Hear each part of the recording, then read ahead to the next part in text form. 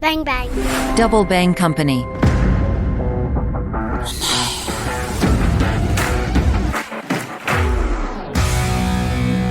Salut les internautes, mon œil jette un coup d'œil sur le monde de Benoît Maille, chargé de l'intelligence économique à la direction internationale de la CCI de la région Paris-Île-de-France.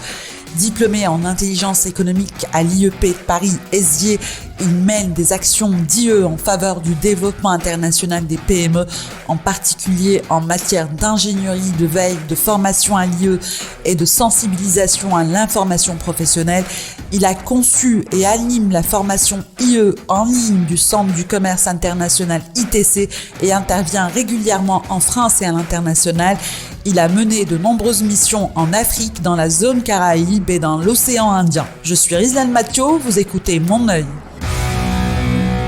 Bonjour Benoît, comment allez-vous ? Très bien Ghislaine, je vous remercie. Et vous ? Ça va très bien. Alors vous êtes responsable IE au sein de la CCI Île-de-France. Vous savez que dans Mon œil, on parle d'IE. On a souvent l'impression que l'IE, c'est l'affaire des grosses boîtes. J'aimerais savoir quel est le rôle de l'intelligence économique dans l'accompagnement des PME et des TPE. Alors, il est vrai qu'on accompagne les PME et les TPE dans tous les aspects de leur vie, depuis leur création jusqu'à la transmission, en passant par le développement, l'international, les RH, le financement, le développement durable, etc. Alors, concernant l'intelligence économique, c'est vrai qu'on a dû un peu réduire nos actions pour des raisons budgétaires, mais on considère quand même que l'IE demeure fondamentale pour les PME et les TPE, notamment parce que les dispositifs existants laissent quand même pas mal de trous dans la raquette. Le CICE accompagne plutôt les entreprises stratégiques, et puis les prestataires privés, regroupés notamment au sein du SINFI, l'association des opérateurs de l'intelligence économique privée, s'adressent plutôt aux grandes entreprises ou bien aux ETI. Donc c'est vraiment essentiel que les autres entreprises, c'est-à-dire quand même la plus grande partie des entreprises, près de 98% des entreprises, soient accompagnées par des organismes intermédiaires comme les CCI. Donc on les sensibilise d'abord sur le sujet de l'IE. On essaye de leur faire comprendre l'intérêt de l'IE à la fois pour leur développement, leur réussite dans le monde des affaires, pour leur pérennité aussi. Et puis on fait ça en raccrochant, si possible, l'intelligence économique à leur réflexion stratégique. On leur propose des formations et puis également des boîtes à outils. Il y a quoi dans cette boîte à outils ? Alors une boîte à outils, c'est des indications, c'est on va dire un bookmark amélioré qui montre aux entreprises comment elles peuvent faire à la fois pour mener des opérations de veille, pour sécuriser leurs informations économiques et puis également des actions d'influence auprès des acteurs de leur environnement. Donc c'est des outils plutôt grand public. Ce qu'on a listé, c'est des outils qui sont quand même adaptés aux PME, donc en open source en général. La règle donnée par Porter concernant l'information est donner la bonne information à la bonne personne au bon moment pour prendre la bonne décision. Comment appliquez-vous cette règle au sein de la CCI ? On essaye de s'appliquer à nous-mêmes ce que nous recommandons aux entreprises. Donc on mène aussi en interne des démarches d'intelligence économique. Notamment, nous avons une veille territoriale qui est déployée en interne à destination de la plupart des services et également des chefs d'entreprise qui dirigent la CCI, qui leur permettent de repérer au mieux les opportunités ou les facteurs de risque donc dans l'accompagnement des PME. Donc ça, c'est une veille qui est proposée en interne. On est en train de développer une veille plutôt sur les opportunités de financement pour les services de la CCI, que ce soit des appels à projets, que ce soit des appels d'offres. On fait des formations à la veille, d'ailleurs c'est moi qui m'en occupe en interne pour ceux que ça intéresse, ou bien aux outils de traitement de l'information. On sensibilise les équipes à la sécurité économique avec, alors quand je parle des équipes, c'est particulièrement les conseillers d'entreprise qui sont en lien au quotidien avec les entreprises sur différents domaines, que ce soit sur l'international ou que ce soit sur les aspects financement, les aspects RH, environnement, etc. Et on fait ça en lien avec les services de l'État, notamment la DGSI ou bien le CICE. Et puis sinon, plus particulièrement pour le domaine international, donc là, j'apporte un appui un peu plus développé. Vous appartenez à la direction internationale de la CCIR Paris-Île-de-France. En quoi votre action IE est-elle plus marquée à l'international ? Alors c'est vrai qu'on a développé particulièrement cet aspect, même si l'intelligence économique, elle est par nature internationale. Alors ça se traduit de quelle manière ? D'abord, à tout seigneur, tout honneur, je dirais une veille sur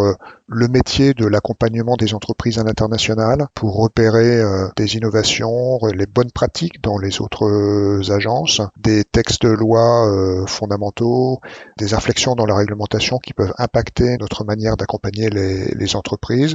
J'apporte aussi un appui informationnel aux collègues qui sont en lien avec les entreprises. Donc ça peut être des besoins de fichiers d'entreprises spécifiques, ça peut être des éclairages sur des marchés ou c'est des entreprises en France ou à l'étranger. On a aussi un service de priorisation des marchés pour les sociétés qui s'interrogent par quel pays commencer, débuter leur internationalisation. Et moi, j'interviens sur la partie identification de sources de bases de données internationales qui permettent de comparer les pays. Alors, lorsqu'on organise des missions, des déplacements d'entreprises dans des pays sensibles uniquement, on peut faire intervenir, ça nous est arrivé de le faire, les gens de la DGSI pour les sensibiliser aux bonnes pratiques lorsqu'on se déplace à l'étranger. Et puis enfin, on a un appui spécifique auprès des entreprises de la défense, ce qu'on appelle la BITD, tous les fournisseurs des industries de défense. On les accompagne auprès des salons spécialisés, que ce soit Milipol à Paris ou bien au Qatar ou bien à Singapour. Et puis on a des actions avec une collaboration assez ancienne maintenant parce qu'elle a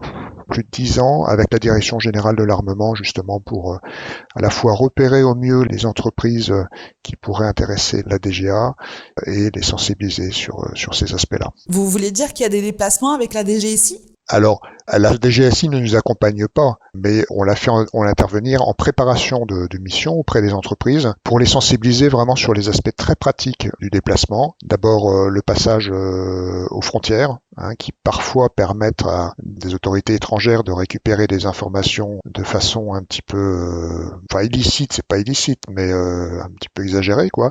On les sensibilise justement sur les informations, sur leur support qu'ils doivent apporter avec eux, que ce soit les smartphones, que ce soit les ordinateurs, n'emporter que les informations dont on a besoin, et puis si possible ne pas se séparer de ces informations tout au long de son déplacement. Voilà, c'est essentiellement sur des mesures comme ça, avec quelques démonstrations d'intrusion qui sont souvent assez impressionnantes pour les boîtes parce qu'elles s'aperçoivent qu'on a accès assez facilement au contenu de leur smartphone si elles n'ont pas pris les bonnes précautions à l'avance. L'État et les multinationales ne sont plus les seuls concernés par l'IE. Comment sensibilisez-vous les dirigeants des PME et des TPE qui ont souvent d'autres problèmes, d'autres priorités à l'importance d'une démarche d'intelligence économique dans leur entreprise ? Oui, je vous ai précisé au début de l'entretien que les PME souvent étaient pas très bien adressées par le discours intelligence économique. Les approches un petit peu académiques, elles sont pas adaptées aux PME et aux TPE qui font quand même le gros des entreprises auxquelles on s'adresse. Elles ont peu de moyens techniques, financiers, humains, et elles ont des contraintes assez fortes. Alors, pour les démarches d'intelligence économique, on essaye de s'appuyer sur l'existant chez elles. Par exemple, en matière de veille, il n'est pas question de mettre en place un veilleur à plein temps dans les boîtes. C'est un des cadres opérationnels qui prend ça en charge dans des cas de démarches assez simples, pourquoi pas en s'appuyant sur quelques outils numériques, mais aussi les canaux d'information qui sont traditionnels pour ces entreprises, que ce soit les quelques titres de presse professionnels auxquels ils sont abonnés, que ce soit les fédérations, les salons spécialisés. Pour la sécurité, on travaille justement avec les services dont je vous parlais, et puis c'est possible également avec la gendarmerie qui est en premier contact avec les entreprises quand il y a un problème. Et puis pour les actions d'influence sur l'écosystème, alors évidemment il n'est pas question de lobbying au sens propre pour des PME, mais par contre elles peuvent quand même influencer les acteurs de leur environnement par des relations de presse, par un usage des réseaux sociaux. Vous voyez, il s'agit en fait vraiment de s'appuyer sur les modes de fonctionnement propres aux PME et puis d'y injecter injecter un maximum d'intelligence économique. Merci Benoît. Merci Ghislaine. Benoît Maille, chargé de l'intelligence économique à la direction internationale de la CCI de la région Paris-Île-de-France. Merci de nous avoir suivis et à très vite pour un nouvel épisode. Si vous avez aimé ce podcast, n'hésitez pas à liker et à le partager. À bientôt. Ciao, ciao.